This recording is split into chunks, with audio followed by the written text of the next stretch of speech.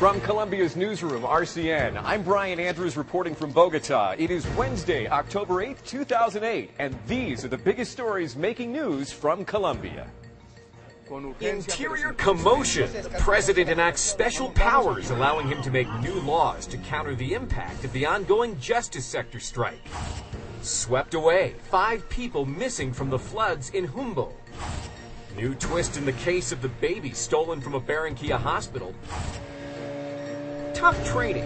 Do you have what it takes to be a member of Colombia's Special Forces? Virtual university. Bucaramanga's plan to bring higher education to more homes. And eviction controversy. Neighbors help a man from Santa Marta to try to save his home.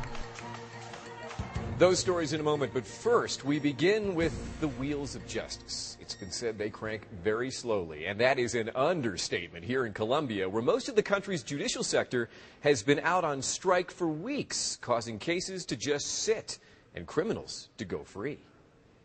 Justice sector workers want better salaries, and they've been off the job for more than a month, waiting for the government and their labor unions to come to terms on a new deal.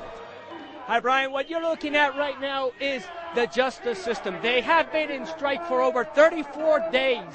They want a bigger paycheck, but the Uribe administration simply says that there is not enough money to increase their salaries. They are marching to the Plaza of Bolivar. They're close to 10,000 employees from the justice system, and this is creating a big problem for Colombia.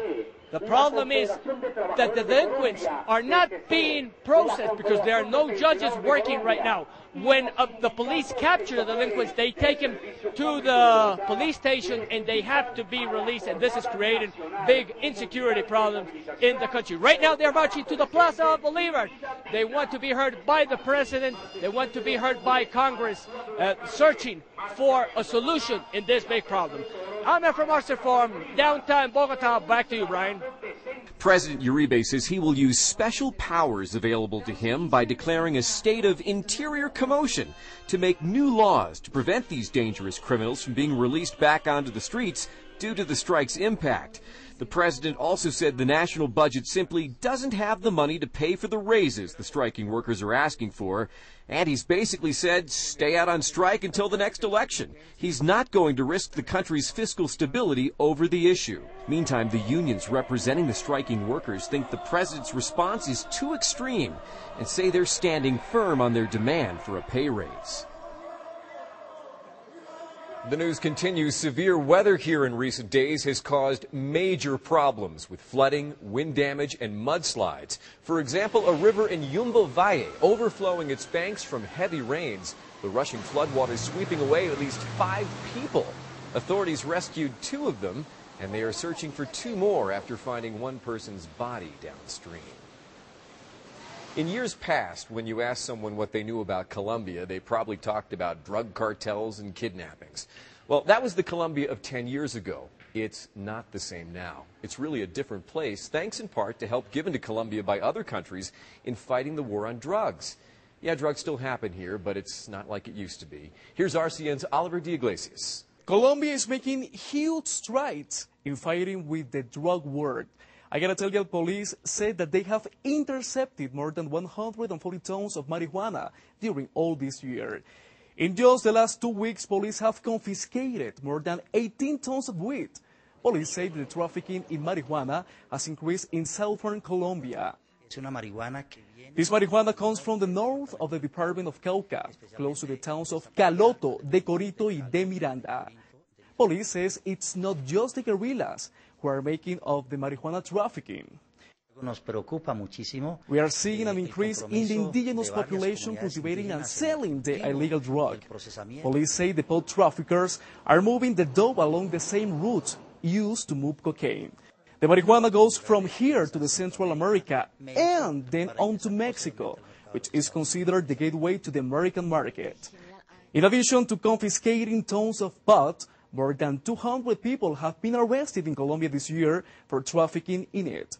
For RCN News in English, this is Oliver de Iglesias. Thanks, Oliver. A newborn snatched from a hospital 6 months ago in Barranquilla is found safe and sound and reunited with his mother. Now, a college student and her mother are under arrest for taking the child in an elaborate plot for U.S. citizenship. Police say the baby boy was stolen from the hospital when he was just 21 days old. This happened back in March. The girl accused of taking him has a boyfriend in the U.S. They were going to get married next month. And for the last 6 months, she's been calling him, asking him for money almost every day for a baby she claimed the guy had in the U.S. had fathered. Well, it turns out she didn't have his child, but rather stole someone else's in an elaborate scheme concocted with her mother, police say, to get married for U.S. citizenship. We told you the other day about Colombia's commandos, the Gilis commandos, part of special forces, and how they're training right now down in San Jose del Guaviare. Well, they gave our cameras a chance to see how they do it. And in our next installment, we're going to show you how they survive water training. En formación, el segundo equipo del curso de Fuerzas Especiales número 37. Forman 7.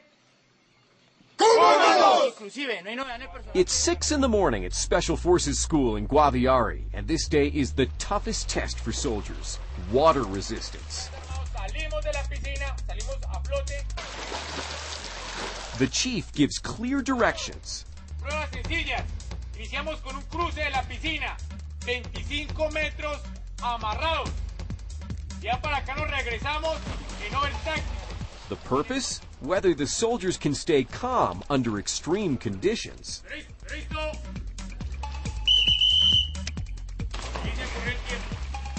They tie the soldiers' feet and arms and then throw them in the deep end.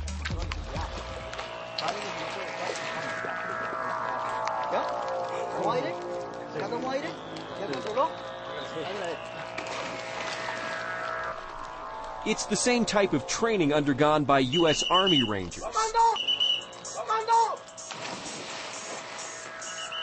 Next up, drills for how to come out of the water shooting.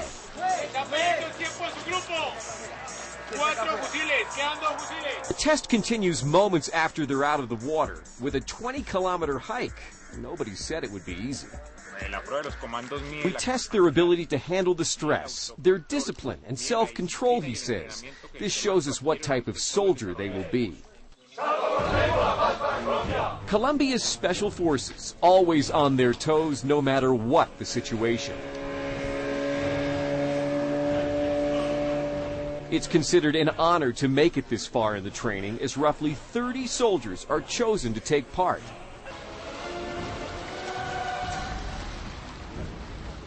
Now they're ready for a rescue or a raid. The only difference from today, next time, it'll be the real thing.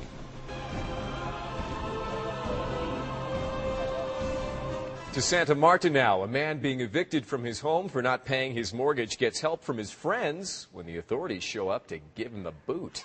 The man had just lost his home in a foreclosure.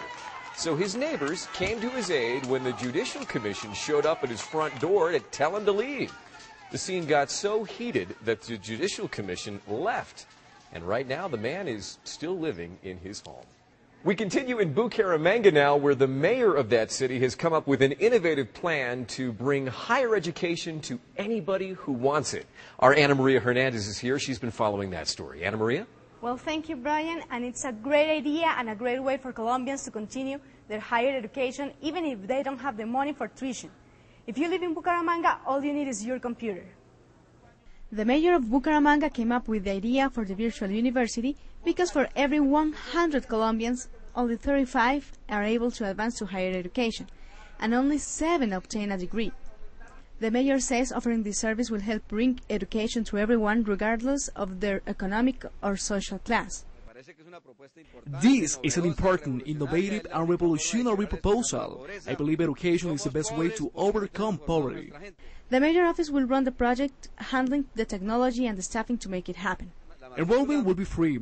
The project is being financed by an alliance of Colombian majors. The software necessary to make this new virtual university happen was created by programmers from Bucaramanga's other public and private universities. For RCN News in English, I'm Ana Maria Hernandez. We invite you to check out Colombia's news every day. Here's our address, rcnnews.tv. We update our newscast at 7 a.m. and 7 p.m. 7 days a week. We'd also like to say thank you to our friends at Colombia's Gente magazine for the very nice article they did about our efforts to bring Colombia to the world. Gente magazine available all over Colombia, wherever you buy your favorite magazines. We're going to say goodbye today at the Bogota Botanical Gardens. It's one of the most beautiful spots here in the capital city. That's RCN News in English. We're bringing Colombia to the world.